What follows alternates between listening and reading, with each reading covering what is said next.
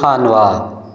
खानवा जंहिंखे खानवाह जरवार जे नाले सां पिणु सुञातो वञे थो, उहो ॻोठु ताल के रते ज़ेरे जो अहम तरीन तारीख़ी ऐं क़दीमी ॻोठु आहे। ॻोठु खानवा रते ज़ेरे ऐं नईंदेरे जे विच ते हिकु अहम तरीन क़दीमी ॻोठु आहे। उत्तर तरफ़ 8 किलोमीटरनि जे मुफ़ासिले ते रतो देरो आहे ऐं ॾखिण तरफ़ 7 किलोमीटर जे मुफ़ासिले ते नवंदेरो शहर मौजूदु आहे।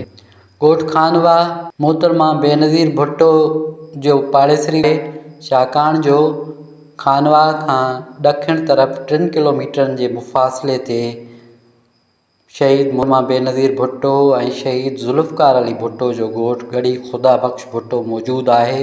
करे हीउ ॻोठु रते देरे ऐं नईंदेरे जे विच ते हुअण सां गॾु मीरपुर भुट्टो ऐं गढ़ी ख़ुदा बख़्श भुट्टो जे विच ते पिणु अहम तरीन ॻोठु आहे।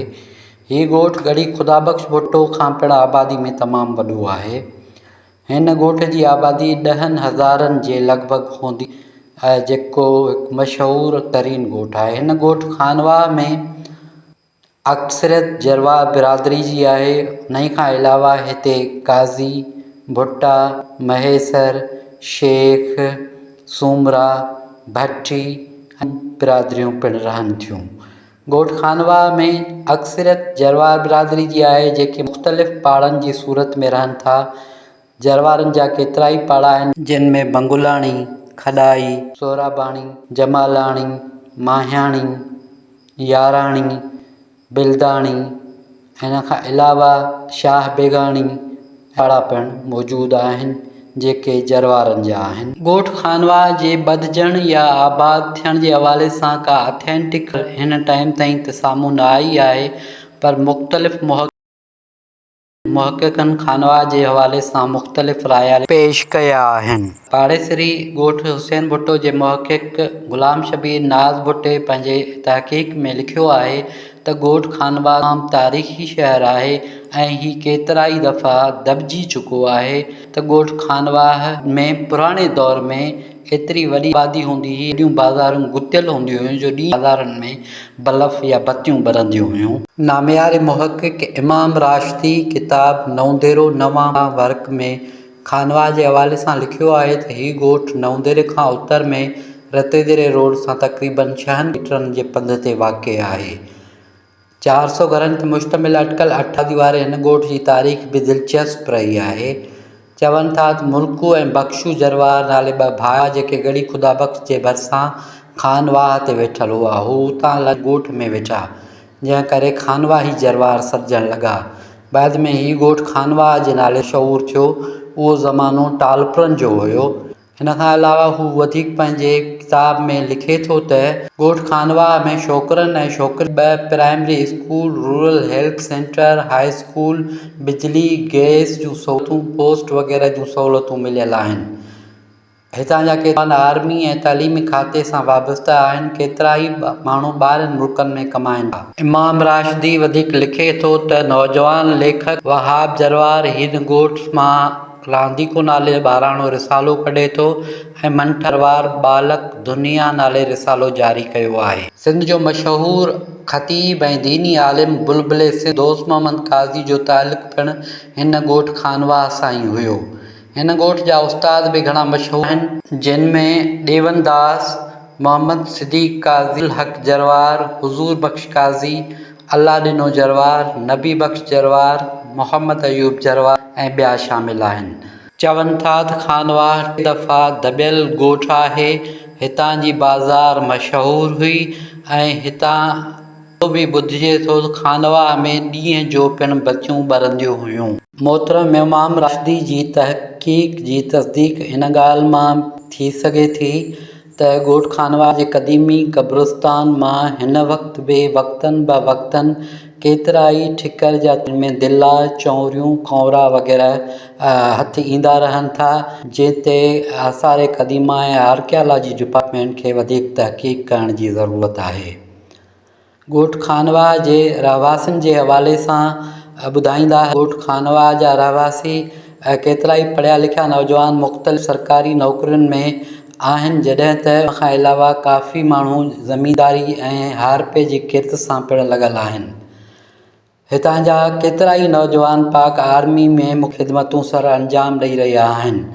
हितां जे केतिरनि ई नौजवाननि पाक फ़ौज में शहादत पिणु माणी आहे, जिन खे फ़ौजी एज़ाज़ सां ॻोठ में दफ़नायो वियो आहे, जिन जूं मज़ारूं हिन वक़्तु बि खानवा में मौजूदु आहिनि। फ़ौजी जवाननि जे हवाले सां ॻोठ खानवा खे फ़ौजियुनि जो ॻोठ पिणु चयो वेंदो आहे। खानवा में हिकु जामे मस्जिद सां गॾु 8 मस्जिदूं आहिनि। हर हिकु पाड़े जी अलॻि मस्जिद आहे। याराणी पाड़ो, जमालाणी पाड़ो, सोराबाणी पाड़ो, काज़ी पाड़ो, महेसर पाड़ो महलो, अहमदपुर महलो ऐं माहियाणी महले में अलॻि अलॻि मस्जिदूं आहिनि। उन ई सां गॾु छोकिरियुनि ऐं छोकिरनि जे दीनी तालीम लाइ अलॻि अलॻि मदरसा पिणु क़ाइमु आहिनि। छोकिरियुनि जे मदरसे में ॻोठ जे औरतुनि न्याणियूं पिणु तालीम हासिलु कनि थियूं। तालीम जे हवाले सां खानवा में काफ़ी शऊर आहे। छोकिरनि लाइ 2 गवर्नमेंट प्राइमरी स्कूल, छोकिरियुनि प्राइमरी स्कूल ऐं हिकु गवर्नमेंट हाई स्कूल पिणु मौजूदु आहे, जिते छोकिरियूं ऐं छोकिरा गॾियल तालीम हासिलु कनि था। ॻोठ खानवा जो मेन प्राइमरी स्कूल अंग्रेज़नि जे दौर में क़ाइमु हो, जंहिंमें केतिरनि ई नामयारनि उस्तादनि पंहिंजूं ख़िदमतूं सर अंजाम ॾिनियूं, जिन जो अॻु में ज़िक्र करे चुका आहियूं। हिन प्राइमरी स्कूल जी हिकु अलॻि तारीख़ आहे। उन खां अलावा खानवा में 2 प्राइवेट स्कूल पिणु आहिनि, जिन में ताज इंग्लिश एलिमेंट्री स्कूल ऐं वाइटर स्कूल आहिनि। ताज इंग्लिश स्कूल में पढ़ियल लिखियल नौजवान लाइ हिकु लाइब्रेरी पिणु मौजूदु आहे। ॻोठ जा ॿार तालीमी लिहाज़ खां काफ़ी महिनती आहिनि।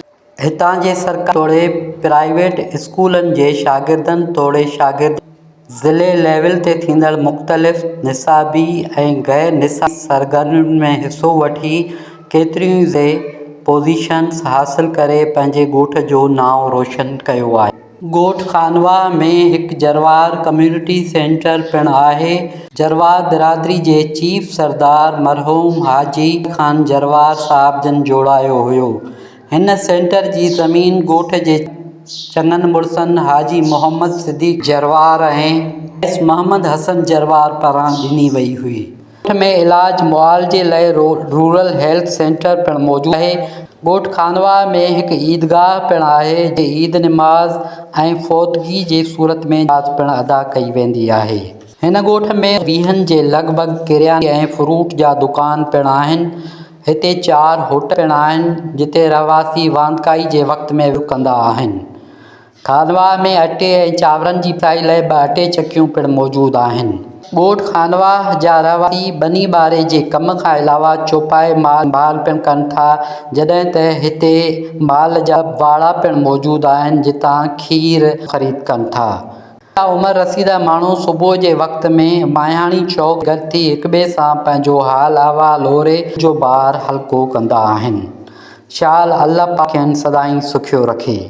वहाब जरवार न्यूज़ खानवा।